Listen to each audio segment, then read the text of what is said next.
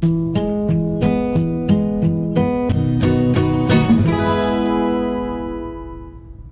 let's start. So these are the fresh flowers that we're going to dry up. So I cut them. I remove all the portions which are wet. To do is to gather all the fresh flowers, including the leaves if you want.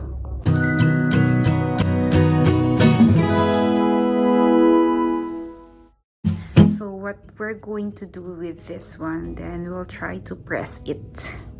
Okay, just like what we're doing when we were in high school for our Christmas cards, Valentine card, like that.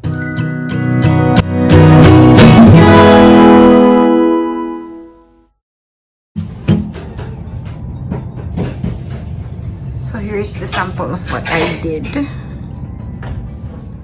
Here's the leaves and the baby's breath. So it's just so easy for you to do. Save your flowers and it will last forever. There's always a way to save your flowers that could really last forever. In such an easy way. So these are the flowers that we have preserved, including these leaves and with the flowers with the leaves. So this is their comparison. So I think it's much better to remove the leaves when you are preserving them. This is how the yellow rose looks like when it gets dry. So here, this is how the red rose looks like when it gets dry. So we'll just remove the leaves for the roses. This is how they look dry.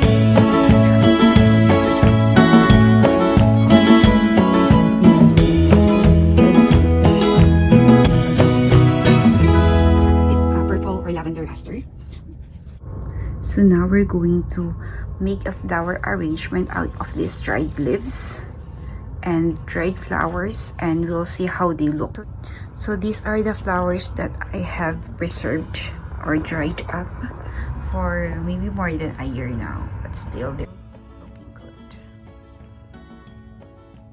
So now we're going to make a flower arrangement out of this preserved or dried up flowers. Remove the leaves first of this one because I think it's much better without those leaves.